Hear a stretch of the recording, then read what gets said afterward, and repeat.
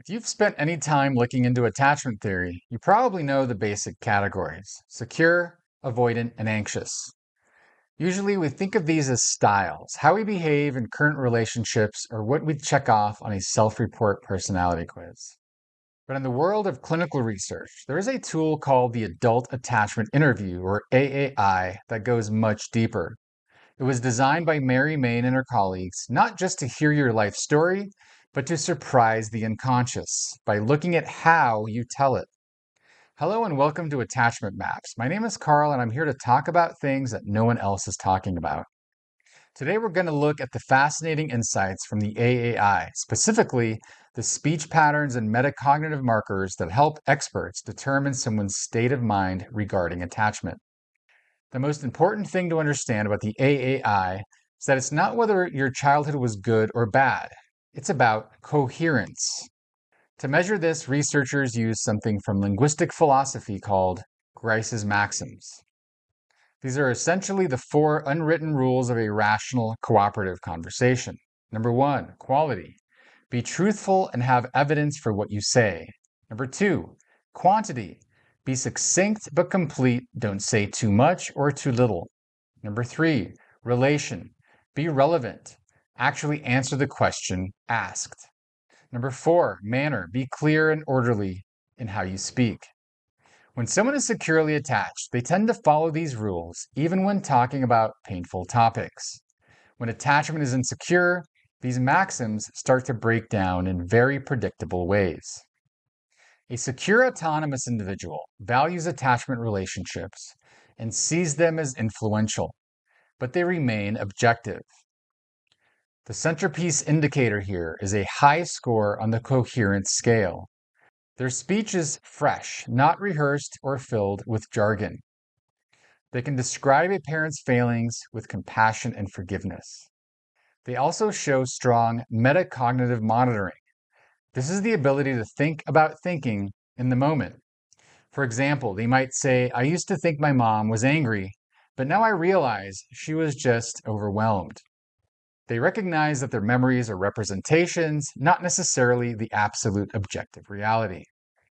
Next is the dismissing state of mind, which corresponds to the avoidant style in children.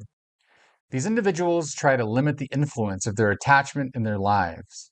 The big indicators here are idealization, or sometimes derogation of parents, and insistence on lack of memory.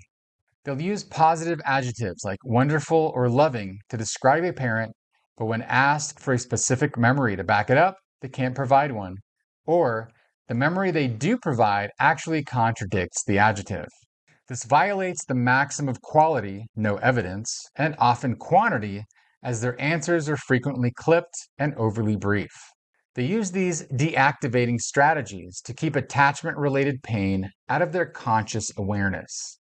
On the flip side, we have the preoccupied state of mind, corresponding to the resistant or ambivalent style in kids. The centerpiece here is involving anger or passivity. Involving anger isn't just being mad about the past. It's talking in long, grammatically entangled, run-on sentences that make it feel like the conflict is happening right now. They often violate the maxims of quantity, talking way too much, and relevance, wandering off topic with irrelevant details.